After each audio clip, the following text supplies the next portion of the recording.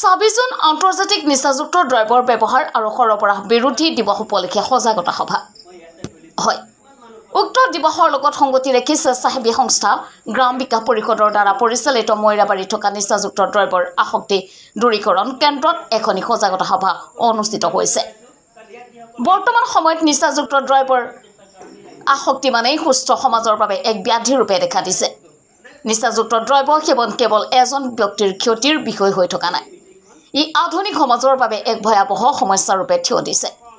আমাৰ সমাজৰ প্ৰতিগৰাকী ব্যক্তিয়ে এই ক্ষেত্ৰত সজাগ সচেতন হ'ব লাগিব, কাৰণ আমাৰ সমাজত এই ভয়াৱহ ব্যাধিৰ পৰাই সৃষ্টি হয় জঘন্য অপৰাধ, সংঘটিত হয় বহু হিংসাত্মক ঘটনা, ধ্বংস হয় উঠি অহা প্ৰজন্মৰ সোণালী ভৱিষ্যত। বহু যুৱকৰ অকালতে মৃত্যুৰ কাৰণ হৈছে নিষিদ্ধ drugs.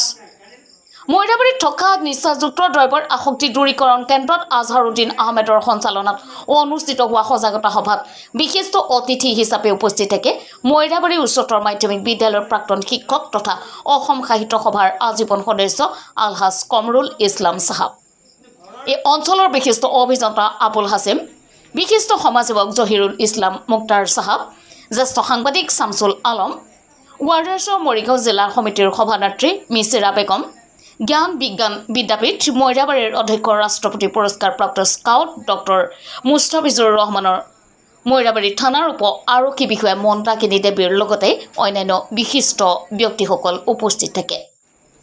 News desk report UNP news.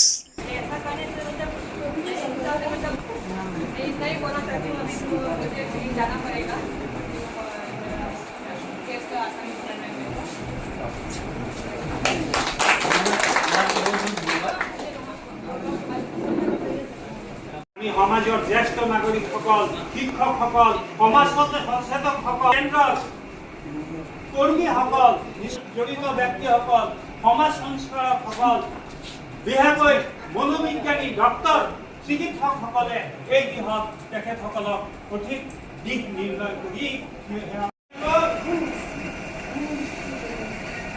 বিভিন্ন ধৰণে সমাজত উপকৃতভাৱে পৰিয়ালটো